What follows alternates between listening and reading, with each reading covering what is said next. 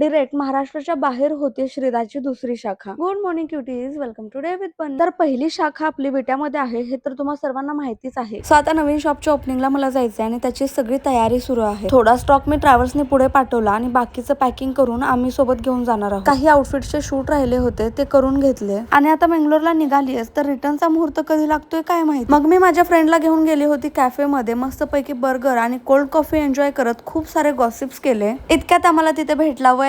मग त्याच्याशी सुद्धा थोडी चर्चा केली. त्यानंतर मी गेले शॉपमध्ये. जे बुकिंग्स होते ते कपडे पॅकिंग करून ठेवले. आपल्या डिझायनरला थोडे लेस आणि मटेरियल्स आणून द्यायचे होते सो ते घ्यायला गेली. दीदीला देखील क्राफ्टचं थोडं सामान घ्यायचं होतं ते घेतलं. घरी जाताना मम्मीने सांगितलेल्या काही गोष्टी घेतल्या. त्यानंतर बेकरीमधून पनीर घेतलं आणि फॅब्रिक आणि जी लेस वगैरे घेतली होती ती जाऊन डिझायनरला दिली. मग आता उद्या जायचंय म्हटल्यावरती शॉपवरती येऊन थोडीफार प्लॅनिंग केली. त्यानंतर ज्या कस्टमरची बुकिंग आहेत ते कपडे केतकी सोबत मिळून पॅकिंग करून ठेवले आणि टीमला सगळ्यांना सांगितलं कोणत्या तारखेला काय शूट आहे, कसं काय आहे आणि सगळं काही त्यांना सांगितल्यानंतर मी घरी गेले.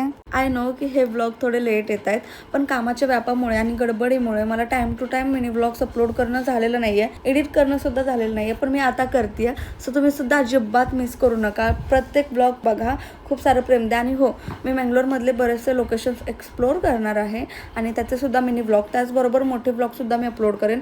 सो ते सुद्धा यूट्यूबला नक्की बघा. Keep loving, keep supporting. Bye.